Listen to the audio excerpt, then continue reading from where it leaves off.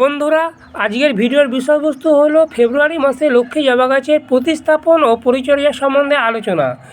আমি এই লক্ষ্মী জবা গাছের চারাটা নার্সারি থেকে নিয়ে এসে কী ধরনের মিডিয়াতে প্রতিস্থাপন করলে গাছটা খুব তাড়াতাড়ি বৃদ্ধি হবে এবং কী ধরনের টব নির্বাচন করতে হবে, লক্ষ্মী জবা গাছেরতে কত অজস্র পরিমাণে কুড়ি আছে, এই কুড়িগুলো এই মুহূর্তে গাছের মধ্যে রাখবো কি রাখবো না, অ্যাপিডস, মাইটস, মিলিবাগ এই সমস্ত রকম পোকামাকড়ের আক্রমণের হাত থেকে লক্ষ্মী জবা গাছটাকে বাঁচাবার জন্য কী ধরনের কীটনাশক প্রয়োগ করতে হবে তা আমি এই ভিডিওর মধ্যে বলবো। তাই বন্ধুরা, আমি তোমাদের কাছে একান্তভাবে অনুরোধ করব যে আজকের এই ভিডিওটা তোমরা একটু স্কিপ করো না।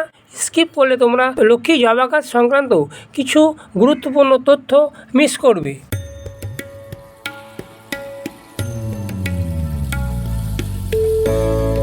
নমস্কার বন্ধুরা, সঞ্জয় হর্টিকালচার চ্যানেলে তোমাদের সবাইকে স্বাগত। বন্ধুরা, আজকে টাইটেল আর থাম্বনেল থেকে বুঝে গেছো যে আজকে আমি তোমাদের সাথে কী বিষয় নিয়ে আলোচনা করতে যাচ্ছি। গরমকালের অত্যন্ত জনপ্রিয় ফুল হলো এই লক্ষ্মী জবা গাছ। লক্ষ্মী জবা গাছের ফুল বিভিন্ন কালারের হয়ে থাকে। আমরা যারা ছাদ বাগানি, যারা ছাদে গাছ করি, তাদের প্রায় অধিকাংশ ছাদ বাগানেতেই একটা না একটা লক্ষ্মী জবা গাছ থাকে।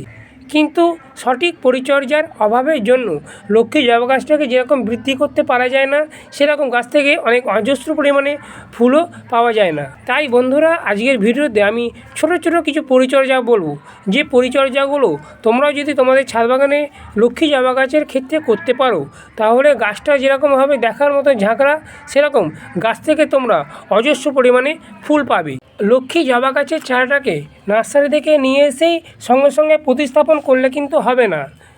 আমাদের ছাদ বাগানে যেসব পার্মানেন্ট গাছ আছে, সেই গাছগুলোর সাথে 2 থেকে 3 দিন রেখে দিতে হবে, যাতে পরিবেশের সাথে এই লক্ষ্মী জবা গাছটা অ্যাডজাস্টমেন্ট করতে পারে, এবং তারপরে এটাকে এই লক্ষ্মী জবা গাছের চারাটাকে প্রতিস্থাপন করতে হবে।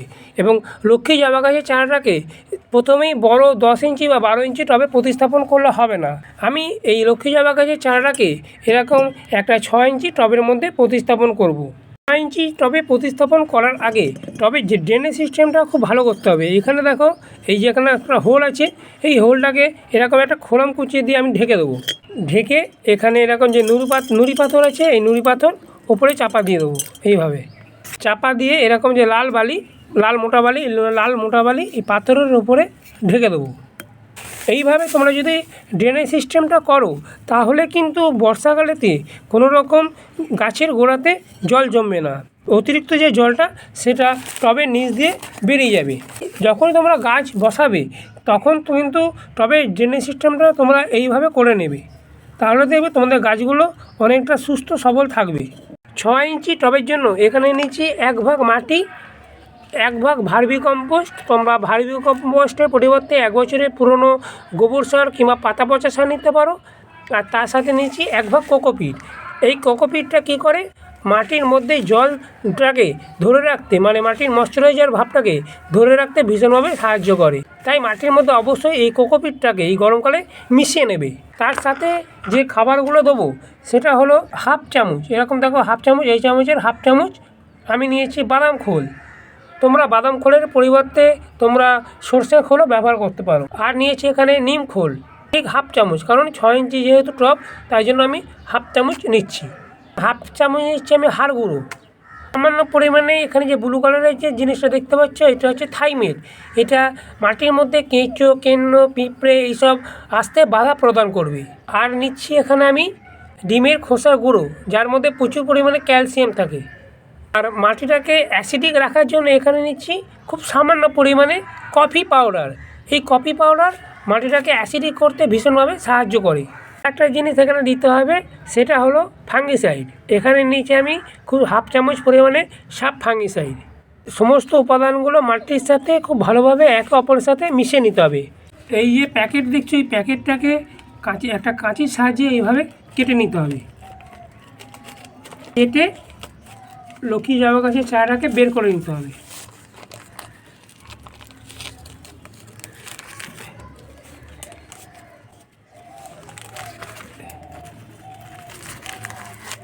যে কোনো চারা গাছ টবের মধ্যে যখন প্রতিস্থাপন করবে, চারা গাছটাকে টবের মাঝ বরাবর রেখে তারপরে প্রতিস্থাপন করবে।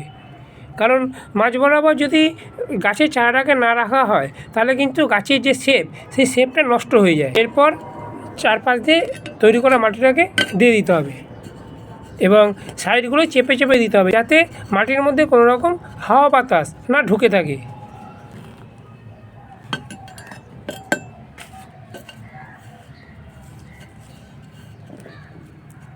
যখন চারা গাছগুলো প্রতিস্থাপন করার সময় টবের যে 2 ইঞ্চি দেখছো, টবের ওপরে 2 ইঞ্চি গ্যাপ রাখতে হবে।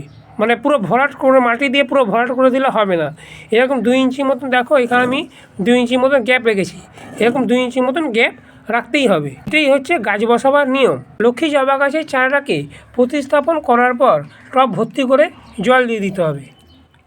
প্রতিস্থাপন করার পর এই লক্ষ্মী জবা গাছের চারাটাকে ছায়াযুক্ত জায়গাতে 1 সপ্তাহ মতন রাখতে হবে।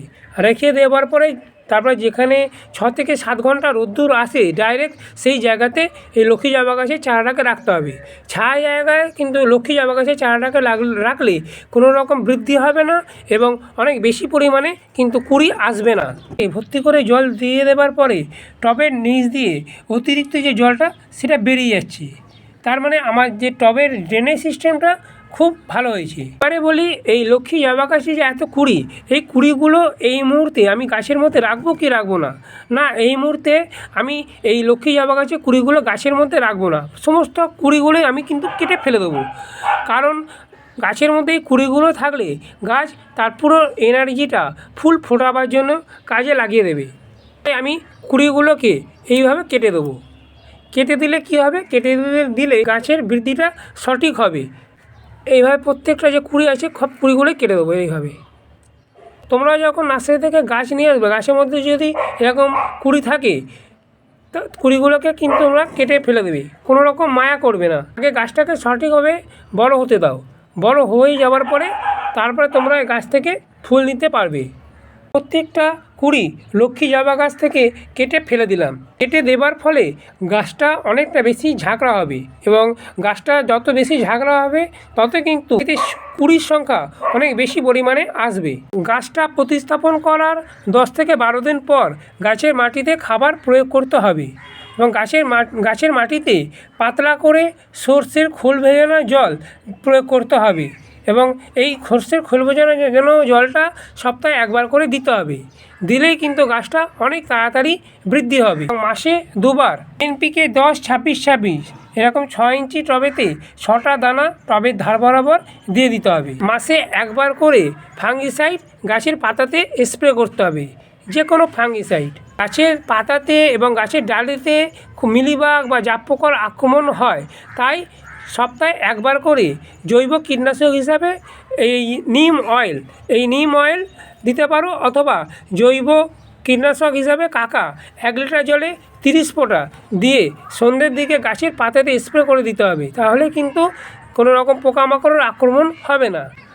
আর মাসে 1 বার করে যে কোনো মাইক্রো নিউট্রিয়েন্ট দিতে হবে। যদি সেটা ডাস্ট ফর্মে হয় 1 লিটার জলে 2 গ্রাম, আর যদি সেটা লিকুইড ফর্মে হয় 1 লিটার জলে 30 ফোঁটা দিয়ে সকালের দিকে গাছের পাতাতে স্প্রে করে দিতে হবে। এই কটা যদি পরিচর্যা তোমরা লক্ষ্মী জবা গাছেতে করতে পারো তাহলে তোমাদের লক্ষ্মী জবা গাছটা যেরকম অনেকটা বেশি দ্রুত বৃদ্ধি হবে, তার সাথে সাথে গাছেতে অনেক বেশি পরিমাণে ফুল আসবে। বন্ধুরা, এটা গেল ফেব্রুয়ারি মাসে লক্ষ্মী জবা গাছের প্রতিস্থাপন ও পরিচর্যা বিষয় আলোচনা। যদি আমার এই ভিডিওটা তোমাদের এতটুকু উপকারে লাগে তাহলে অবশ্যই ভিডিওটাতে একটা লাইক দিও এবং চ্যানেলটাকে সাবস্ক্রাইব করে আমার পাশে থেকো এবং পাশে থাকা যে বেল আইকনটা সেটা প্রেস করে দিও। প্রেস করে দিলে কী হবে, আমি যখন নতুন নতুন ভিডিও আপলোড করব যাতে সহজে তোমাদের কাছে খুব তাড়াতাড়ি পৌঁছে যেতে পারি। সবাই তোমরা খুব ভালো থেকো এবং সুস্থ থেকো। নমস্কার।